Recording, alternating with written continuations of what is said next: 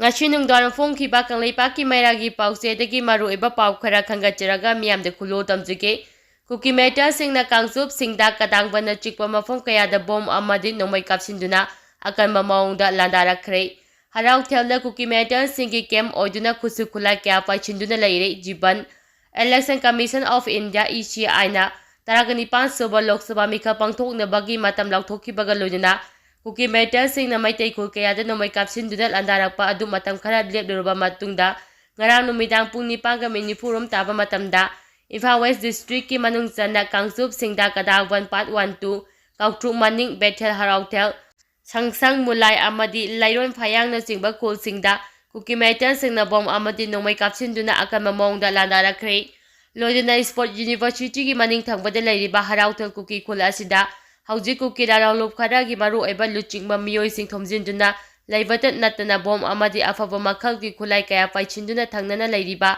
Maitai khul singda landanaba sem saduna leire haina Chingjam Chiang Youth Club ki President Huyam Jiban na phongdorakli loinana athuba matamda Manipur lengang na miyeng changbiduna mapham asidagi Kuki metal sing takthoknaba thabak mai pakna pakhatpiu maduna trabadi ngahak laitena thangnana leiriba maitai khulda nongmei kapsinduna landarakhigani hairi mahakna hai ngarang Kuki metal singna ikhang khangauduna bom amadi nongmei kapsinduna akanba maungda landarakhiba aduda Chingjam Chirang khulda leiriba kaunu ima ibemagi laisanga irap lamnadana leiriba taruk suba Manipur Rifles ki posa bom yankairom kapsilakhi maduda bom taruk rom miss oikhi Kuki metal singna khulngak liba MR post asi thugainaba akanba maungda chatharakhi maduda bom kumanga rom post mayada pokhaikhi adubo aso apan amadi misiminada yaukhide khud handuna nongmei kapa yabagi order phangdrabasu masamak ngangthoknabagi damakta MR personnel singi maikaidagi nongmei kapkhi hari Kuki metal sing ajuna searchlight kaya kapkhalakpaga loina khulngak liba khunja singi bunker khangdoklaga bom amadi nongmei kapsinduna akanba maungda landarakhi maduda khulngapa singi bunker singda akai atoi thoankhibadi ngamkhide adubu thangnana leiriba maitai khul singi khunja singdi safagadaba mafamda lanjenakhi Kuki metal singa nongmei amadi bom masing khangdana kapsilakhiba aduda mapham aduda leiriba ami sing khud handuna nongmei kaptana tumina leithokhiba adubu khunja singna aduki matik penakhide Kuki metal singna chingthaktagi kaptharakhiba bom amadi nongmeina Chingjam Chirang khulgi yumgi akoiba mapham amadi labungna chingba mapham kayada tasinduna pokhaikhi laibak phawadagi acho apan amata yaukhide hari nongmei kapsilakpa aduda ngarang numidang pung 10 helakpa matamda mapham aduda ngak seliba thabak tawriba Assam Rifles ki kangunasu Kuki metal singi maikaida handuna nongmei kaptuna takthoknaba honakhiba adubu khunja singna apemba phongdorakhi Chingjam Chirang Youth Club ki Secretary Hoiram Jibana makhatana phongdorakpagi matung inadi mapham aduda leiriba BSF ki kanguna Kuki metal singna nongmei kapsinduna landarakhiba aduda handuna nongmei kapkhidaba micham miyabu ngak sembagi thabak tawkhidaba adu aduki matik miyamna penade maduna mapham adudagi BSF sing lauthoknaba miyamna akanba khongjang changsinaba lepnakhre loinana Harautel ki Kuki khulda Kuki metal singi top leader kaya leiriba afaba khusu khulai kaya paisinduna thamliba asi athubada Manipur lengangna Bharat Lami amadi Manipur Police ki combined force na search operation chathaduna takthoknaba honabiyu haikhi pawachina hai ngarang nongmei kaptharakpa thaudo adu pung 9:40 dagi hauraga ahing chupat leptana aduma Kuki metal singna thangnana leiriba maitai khul singda kaptharakhi nongmei kapa adu ngasi angamba ayu pung 3 rom taba matamda lepkhi masigi matungda state security forces singba mapham aduda thomjilaktuna thiba hombagi thabak chathaki hari hawjikchu khuja sing masa masagi yumda hanjinduna leibada akiba poktuna duna safagadaba mafamda leinari hairi Moirang Purelda nongmei kapnabada Kuki metal ani sire ngarang ayu pung 9:35 rom taba matamda Kuki metal singna Imphal East District ki Andro SC ki manung chanba Maphawdam Police Station ki manung chana leiriba Moirang Purelda bom amadi nongmei yauna kapsinduna akanba maungda landarakhre Kuki metal singna chingthaki saruktagi Moirang Pure matai khulda bom amadi nongmei yauna kapsilakhiba aduda khulngak seliba khunja volunteer singa akanba maungda nakal animakta khuthoknakhi khuthoknaba aduda Kuki metal ani nongmeina paduna sikhi laikhidraba Kuki metal ani adu Kamleksam Lukin Jaikun manga apokpa Thangkhomang Lukin Bojang Village amadi Island Brook Sadahil amadi Kamila Lufeng Jaikul go homdoi apokpa Pakhulep Lufeng kawi Nongda Kuki Village Khamsong Kullen Subdivision Kamjong District tagini hari More amadi ningthogongna chingba mafam kharada ngarang Kuki militantsingna Nongmei amadi bom kapsilakre. Ngarang numidang pung 9:45 taba matamda border town Moredasu mafam aduda lairiba Kuki militantsingna bom ama pokhai handuna attack tawrakpada natana Nongmei round 3 mo kapsilakre hari. Pause asina Moredagi phangba paugi matung inadi ngarang numidang pung 9:45 taba matamda More town da lairiba commando complex dagi meter 2.50 chataga laiba mapham asida Kuki militantsingna bom ama kapsilaktuna pukhaihhanki adubu aso apan amadi misi mina kari amata yaukidre Moreda bom pukhaikhiba aduga matam ikan kanadana Nongmei round 3 romsu kapsilakki masigi matungda makhatana Nongmei kapsilakpa amadi bom pukhaihhankhibagi thawdo amata thokide Moreda lairiba state force amadi central force ki combined team na search operation chathaki maduda mipham mipunda yaukide hairi Amaromda ngarang numidang pung 5:30 taba matamda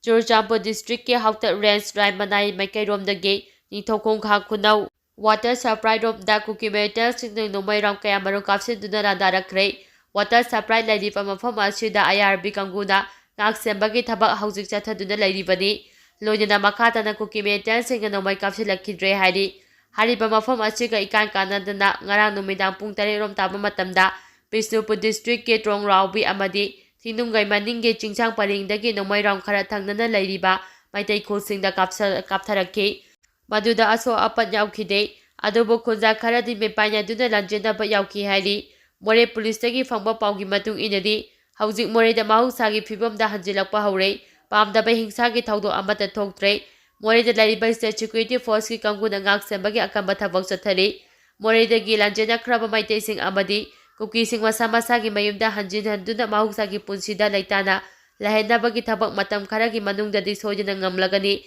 masigidamakta state security force na asabo thawdang lawduna ngaksembagi thabak chapchana lawkhatli hairi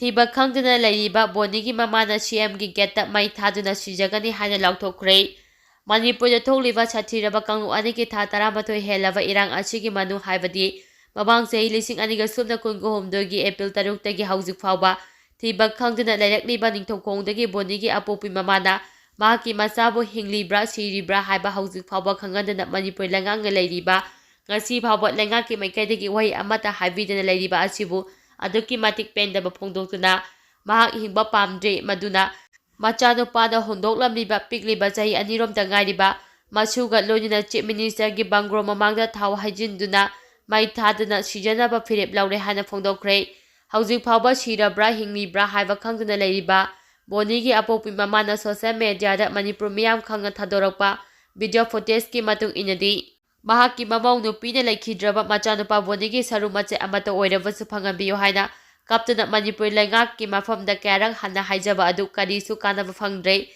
lengak ngasi phawba karigumba wafam amata phawba phongdoktuna laichiliba chi yamna pende ehak mama ama oina khangbada yamna ware Dr. Goneshwargi guli saduna laire ayhak kuina hingningdre ichasu uba phangdrabadina mahakna hondoklamliba isu asi kolaga Chief Minister Pabung Biregi get mamangda petrol haijilaga June 3 ichanupa bodina yumdagi thokhiba nume achimaktada paithaduna sijanaba phirep laure haiki ichanupa boni mafam khangduna lairiba achigi matangda sarkar mi amatasu lakpide khangnaba chanaba atopa khulsingdagi meyo kaya lakpiduna lehauriba imung amadi isugi awaba hangbiri Kari sari thakle haiduna araiba paisa thibirai adubu lengaki maikaidagi ngasi phawba kari mata hangbide pabung CM bire na ningthokongda lakpirama matamdasu aihaki yumda phawba changbiduna karimta hingli haina hangbiramde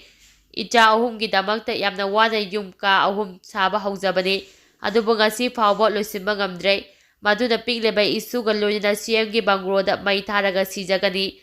aigi icha boni irang matamda mangkhibani Irang asi tholamdrabadi icha mangamloi maduna ichana yumdagi thokhiba numin jungi tang taru asida sijanabagi phirep asi lawbani hainasu mamitegi mapitana thamoi songna phungdokhi hayeng lakadoriba amisa ongnaba sem saba loikre taragani pansuba lok sabha mikhal asida ina Manipur parliamentary constituency da BJP gi mirem oiriba education minister Thongnauja Basanta Kumar amadi outer Manipur parliamentary constituency da BJP na saugatliba NDA ki bapang MPF ki mirep ke Timothy Jimit ki mikhal ki dama bokhom naba pungkhara ki khongchata hayeng Union Home Minister Amir Shah Imphal takadaure ꯃꯁꯤꯒꯤꯗꯃꯛꯇ ꯃꯍꯥꯛꯄꯨ ꯍꯔꯥꯎ ꯇꯌꯥꯝꯅ ꯑꯣꯛꯅꯕꯒꯤꯗꯃꯛ ꯃꯅꯤꯄꯨꯔ ꯂꯩꯉꯥꯛꯅ ꯁꯦꯝ ꯁꯥꯕꯒꯤ ꯊꯕꯛ ꯃꯄꯨꯡ ꯐꯥꯅ ꯄꯥꯏꯈꯠꯄ ꯂꯣꯏꯈ꯭ꯔꯦ꯫ Union home minister Amit Shah ꯍꯌꯦꯡ ꯅꯨꯡꯊꯤꯜ ꯄꯨꯡ 2 ꯇꯥꯕ ꯃꯇꯝꯗ ꯏꯝꯐꯥꯜꯒꯤ ꯏꯟꯇꯔꯅꯦꯁꯅꯦꯜ ꯏꯌꯥꯔꯄꯣꯔꯠꯇ ꯊꯨꯡꯂꯒꯅꯤ꯫ ꯃꯐꯝ ꯑꯁꯤꯒꯤꯗꯃꯛꯇ ꯃꯍꯥꯛꯄꯨ ꯕꯤ.ꯖꯦ.ꯄꯤꯒꯤ ꯃꯥꯏꯀꯩꯗꯒꯤ ꯍꯔꯥꯎ ꯇꯌꯥꯝꯅ ꯑꯣꯛꯇꯨꯅ ꯊꯧꯔꯝ ꯄꯥꯡꯊꯣꯛꯐꯝ ꯑꯣꯏꯒꯗꯧꯔꯤꯕ ꯏꯝꯐꯥꯜꯒꯤ ꯍꯞꯇꯥ ꯀꯥꯡꯖꯩꯕꯨꯡꯗ ꯂꯥꯛꯀꯅꯤ꯫ ꯃꯐꯝ ꯑꯁꯤꯗ ꯃꯤꯌꯥꯝꯒꯤ ꯑꯣꯏꯕ ꯑꯆꯧꯕ ꯃꯤꯐꯝ ꯑꯃ ꯄꯥꯡꯊꯣꯛꯇꯨꯅ ꯑꯃꯤꯠ ꯁꯥꯍꯅ ꯕꯤ.ꯖꯦ.ꯄꯤꯒꯤ ꯃꯤꯔꯨꯞ ꯑꯣꯏꯔꯤꯕ ꯊꯧꯅꯥꯎꯖꯝ ꯕꯁꯟꯇ ꯀꯨꯃꯥꯔ ꯑꯃꯗꯤ ꯑꯦꯝ.ꯄꯤ.ꯑꯦꯐꯀꯤ ꯃꯤꯔꯨꯞ ꯑꯣꯏꯔꯤꯕ ꯀꯦ.ꯇꯤꯃꯣꯊꯤ ꯖꯤꯃꯤꯠꯀꯤ ꯃꯤꯌꯥꯝꯅ ꯚꯣꯠ ꯊꯥꯗꯕꯤꯗꯨꯅ ꯃꯤꯈꯜ ꯃꯥꯏ ꯄꯥꯛꯍꯟꯕꯤꯌꯨ ꯍꯥꯏꯅ ꯚꯣꯠ ꯈꯣꯝꯒꯗꯧꯔꯤ꯫ ꯃꯁꯤꯒꯤ ꯃꯇꯨꯡꯗ ꯌꯨꯅꯤꯌꯟ ꯍꯣꯝ ꯃꯤꯅꯤꯁꯇꯔ ꯑꯃꯤꯠ ꯁꯥꯍꯅ ꯏꯝꯐꯥꯜꯒꯤ ꯅꯤꯇ꯭ꯌꯄꯥꯠ ꯆꯨꯊꯦꯛꯇ ꯂꯩꯔꯤꯕ ꯊꯝꯕꯥꯜ ꯁꯪꯂꯦꯟꯒꯤ ꯅꯧꯅ ꯁꯥꯒꯠꯄ ꯕꯤꯜꯗꯤꯡ ꯁꯪꯒꯥꯕꯒ ꯂꯣꯏꯅꯅ ꯄꯥꯔꯇꯤꯒꯤ ꯂꯨꯆꯤꯡꯕꯁꯤꯡ ꯑꯃꯗꯤ ꯀꯤꯌꯔꯀꯔꯇꯥꯁꯤꯡꯒ ꯃꯤꯈꯜꯒ ꯃꯔꯤ ꯂꯩꯅꯅ ꯋꯥ ꯉꯥꯡꯒꯅꯤ꯫ ꯊꯧꯔꯝ ꯑꯁꯤꯗ chief minister N Biren, BJP Manipur ꯄ꯭ꯔꯗꯦꯁꯀꯤ ꯄ꯭ꯔꯁꯤꯗꯦꯟꯠ ꯑꯦꯜ ꯁꯔꯗꯥ ꯗꯦꯕꯤ, ꯏꯟꯅꯔ ꯑꯃꯗꯤ ꯑꯥꯎꯇꯔꯗ ꯃꯤꯔꯦꯞ ꯑꯣꯏꯔꯤꯕ ꯇꯤ.ꯑꯩꯆ. ꯕꯁꯟꯇ ꯀꯨꯃꯥꯔ ꯑꯃꯗꯤ ꯀꯦ.ꯇꯤꯃꯣꯊꯤ ꯖꯤꯃꯤꯠ ꯂꯣꯏꯅꯅ ꯕꯤ.ꯖꯦ.ꯄꯤꯒꯤ ꯃꯔꯨꯑꯣꯏꯕ ꯃꯤꯑꯣꯏꯁꯤꯡꯁꯨ ꯁꯔꯨꯛ ꯌꯥꯒꯅꯤ꯫ ꯃꯁꯤ ꯂꯣꯏꯔꯕ ꯃꯇꯨꯡꯗ ꯑꯈꯟꯅꯕ ꯆꯥꯔꯇꯔ ꯐ꯭ꯂꯥꯏꯠ ꯑꯃꯗ ꯗꯦꯜꯂꯤꯒꯤꯗꯃꯛꯇ ꯏꯝꯐꯥꯜ ꯊꯥꯗꯣꯛꯈꯤꯒꯅꯤ꯫ ꯑꯃꯤꯠ ꯁꯥꯍꯒꯤ ꯏꯝꯐꯥꯜ ꯈꯣꯡꯆꯠ ꯑꯁꯤꯒꯤꯗꯃꯛꯇ ꯁꯦꯀ꯭ꯌꯨꯔꯤꯇꯤꯒꯤ ꯑꯀꯟꯕ ꯆꯦꯛꯁꯤꯟ ꯊꯧꯔꯥꯡ ꯉꯁꯤꯗꯒꯤ ꯍꯧꯅ ꯂꯧꯈꯠꯄ ꯍꯧꯈ꯭ꯔꯦ꯫ ꯅꯣꯡꯃꯩ ꯀꯥꯞꯇꯨꯅ ꯀꯪꯒ꯭ꯔꯦꯁꯀꯤ ꯃꯤꯔꯦꯞ ꯕꯤꯃꯣꯜꯒ ꯃꯤꯌꯥꯝꯒ ꯎꯅꯕꯒꯤ ꯊꯧꯔꯝ ꯊꯨꯒꯥꯏꯈꯤꯕꯒꯤ ꯃꯇꯥꯡꯗ ꯁꯤ.ꯏ.ꯑꯣ.ꯗ ꯋꯥꯀꯠꯈ꯭ꯔꯦ꯫ 19 ꯁꯨꯕ ꯂꯣꯛ ꯁꯚꯥ ꯏꯂꯦꯛꯁꯟꯗ ꯃꯅꯤꯄꯨꯔꯒꯤ ꯏꯟꯅꯔ ꯄꯥꯔꯂꯤꯌꯥꯃꯦꯟꯇꯔꯤ ꯀꯟꯁꯇꯤꯇ꯭ꯌꯨꯑꯦꯟꯁꯤꯗ ꯀꯪꯒ꯭ꯔꯦꯁꯀꯤ ꯃꯤꯔꯦꯞ ꯑꯣꯏꯔꯤꯕ ꯑꯉꯣꯝꯖꯥ ꯕꯤꯃꯣꯜ ꯑꯀꯣꯏꯖꯪꯒꯤ ꯃꯣꯏꯔꯥꯡ ꯐꯥꯏꯔꯦꯝꯕꯝ ꯂꯩꯀꯥꯏ ꯃꯟꯗꯞꯇ ꯃꯐꯝꯗꯨꯒꯤ ꯃꯤꯌꯥꯝꯒ ꯏꯟꯇꯔꯦꯁ ꯄ꯭ꯔꯣꯒ꯭ꯔꯥꯝ ꯄꯥꯡꯊꯣꯛꯅꯕ ꯊꯧꯔꯥꯡ ꯇꯧꯔꯤꯉꯩꯗ ꯁꯛꯈꯪꯗꯕꯁꯤꯡꯅ ꯕ꯭ꯔꯦꯛ ꯐꯥꯌꯔ ꯇꯧꯗꯨꯅ ꯃꯤꯌꯥꯝꯗ ꯑꯀꯤ ꯑꯈꯪ ꯄꯣꯛꯍꯟꯈꯤꯕ ꯑꯗꯨꯕꯨ ꯌꯥꯅꯤꯡꯗꯕ ꯐꯣꯡꯗꯣꯛꯇꯨꯅ ꯁꯤ.ꯑꯦ.ꯑꯣ. ꯃꯅꯤꯄꯨꯔꯅ ꯌꯦꯡꯁꯤꯟꯕꯤꯅꯕ ꯉꯔꯥꯡ ꯑꯦꯝ.ꯄꯤ.ꯁꯤ.ꯁꯤꯒꯤ ꯃꯥꯏꯀꯩꯗꯒꯤ ꯇꯛꯁꯤꯟꯈ꯭ꯔꯦ꯫ ꯑꯦ.ꯑꯥꯏ.ꯁꯤ.ꯁꯤꯒꯤ ꯏꯟꯆꯥꯔꯖ ꯒꯤꯔꯤꯁ ꯆꯣꯗꯥꯡꯀꯔ ꯑꯃꯁꯨꯡ ꯑꯦꯝ.ꯄꯤ.ꯁꯤ.ꯁꯤꯒꯤ ꯄ꯭ꯔꯁꯤꯗꯦꯟꯠ ꯀꯦ. ꯃꯦꯘꯆꯟꯗ꯭ꯔꯒ ꯂꯣꯏꯅꯅ ꯂꯝꯐꯦꯜꯗ ꯂꯩꯕ ꯆꯤꯐ ꯏꯂꯦꯛꯇꯣꯔꯦꯜ ꯑꯣꯐꯤꯁꯥꯔ ꯃꯅꯤꯄꯨꯔꯒꯤ ꯑꯣꯐꯤꯁꯇ ꯆꯠꯇꯨꯅ ꯊꯧꯗꯣꯛ ꯑꯗꯨꯒꯤ ꯃꯇꯥꯡꯗ ꯁꯤ.ꯑꯣ.ꯒ ꯎꯅꯗꯨꯅ ꯋꯥꯔꯤ ꯁꯥꯅꯈꯤꯕꯒ ꯂꯣꯏꯅꯅ ꯊꯧꯗꯣꯛ ꯑꯗꯨꯒꯤ ꯃꯇꯥꯡꯗ ꯁꯤ.ꯏ.ꯑꯣ.ꯅ ꯀꯨꯞꯅ ꯌꯦꯡꯁꯤꯜꯂꯒꯅꯤ ꯍꯥꯏꯕꯒꯤ ꯊꯥꯖꯕ ꯄꯤꯔꯛꯈꯤ ꯍꯥꯏꯔꯤ꯫ ꯄꯥꯎ ꯑꯁꯤꯅ ꯍꯥꯏ ꯁꯤ.ꯏ.ꯑꯣ.ꯒ ꯎꯅꯔꯕ ꯃꯇꯨꯡꯗ ꯄꯥꯎꯃꯤꯁꯤꯡꯗ ꯋꯥ ꯉꯥꯡꯂꯗꯨꯅ ꯑꯦ.ꯑꯥꯏ.ꯁꯤ.ꯁꯤꯒꯤ ꯏꯟꯆꯥꯔꯖ ꯒꯤꯔꯤꯁꯅ ꯍꯥꯏ ꯉꯔꯥꯡ ꯁꯛꯈꯪꯗꯕꯁꯤꯡꯅ ꯅꯣꯡꯃꯩ ꯕ꯭ꯔꯦꯛ ꯐꯥꯌꯔ ꯇꯧꯗꯨꯅ ꯃꯤꯌꯥꯝ ꯇꯪꯈꯥꯏꯈꯤꯕꯒꯤ ꯊꯧꯗꯣꯛ ꯑꯗꯨ ꯚꯣꯇꯔꯁꯤꯡꯕꯨ ꯑꯇꯝꯅꯅ ꯀꯤꯍꯟ ꯈꯪꯍꯟꯕꯅꯤ꯫ ꯃꯤꯈꯜꯗ ꯚꯣꯇꯔꯁꯤꯡꯅ ꯃꯥꯅ ꯄꯥꯝꯖꯕ ꯃꯤꯔꯦꯞꯇ ꯑꯗꯨꯃꯛ ꯚꯣꯠ ꯊꯥꯗꯖꯁꯅꯨ, ꯃꯗꯨ ꯅꯠꯇꯅ ꯀꯤꯍꯟ ꯈꯪꯍꯟꯕꯅꯆꯤꯡꯕ ꯀꯌꯥ ꯇꯧꯗꯨꯅ ꯚꯣꯇꯔꯁꯤꯡꯕꯨ ꯍꯨꯝꯗꯨꯅ ꯄꯨꯕ ꯌꯥꯔꯣꯏ꯫ ꯚꯣꯇꯔꯁꯤꯡꯒꯤ ꯔꯥꯏꯠꯁ ꯃꯠꯄ ꯌꯥꯕ ꯊꯕꯛꯁꯤꯡ ꯇꯧꯕꯤꯒꯅꯨ꯫ ꯑꯁꯦꯡꯕ ꯑꯆꯨꯝꯕ ꯃꯤꯈꯜ ꯑꯣꯏꯍꯟꯅꯕ ꯁꯤ.ꯏ.ꯑꯣ.ꯒꯤ ꯃꯥꯏꯀꯩꯗꯒꯤ ꯑꯍꯦꯟꯕ ꯊꯕꯛ ꯄꯥꯏꯈꯠꯄꯤꯌꯨ ꯍꯥꯏꯈꯤ꯫ ꯁꯤ.ꯏ.ꯑꯣ.ꯒ ꯎꯅꯕ ꯑꯗꯨꯗ ꯁꯔꯨꯛ ꯌꯥꯈꯤꯕ ꯑꯦꯝ.ꯄꯤ.ꯁꯤ.ꯁꯤꯒꯤ ꯄ꯭ꯔꯁꯤꯗꯦꯟꯠ ꯀꯦ. ꯃꯦꯘꯆꯟꯗ꯭ꯔꯅ ꯐꯣꯡꯗꯣꯛꯈꯤꯕꯗ ꯀꯪꯒ꯭ꯔꯦꯁꯀꯤ ꯃꯤꯔꯦꯞꯀ ꯃꯤꯌꯥꯝꯒ ꯁꯛꯈꯪ ꯃꯥꯏꯈꯪꯅꯕ ꯊꯧꯔꯝ ꯑꯗꯨ ꯊꯨꯒꯥꯏꯅꯕ ꯅꯣꯡꯃꯩ ꯀꯥꯞꯇꯨꯅ ꯚꯣꯇꯔꯁꯤꯡꯗ ꯑꯀꯤ ꯑꯈꯪ ꯄꯣꯛꯍꯟꯕꯅꯆꯤꯡꯕ ꯊꯧꯑꯣꯡ ꯆꯠꯊꯔꯛꯄ ꯑꯁꯤ ꯅꯨꯡꯉꯥꯏꯇꯦ꯫ ꯃꯈꯥ ꯇꯥꯅ ꯑꯁꯤꯒꯨꯝꯕ ꯊꯧꯗꯣꯛꯁꯤꯡ ꯑꯁꯤ ꯊꯣꯛꯂꯛꯄ ꯇꯥꯔꯕꯗꯤ ꯅꯤꯌꯝ ꯆꯨꯝꯅ ꯑꯃꯗꯤ ꯑꯁꯦꯡꯕ ꯃꯤꯈꯜ ꯄꯥꯡꯊꯣꯛꯄ ꯉꯝꯂꯛꯂꯣꯏ ꯍꯥꯏꯈꯤ꯫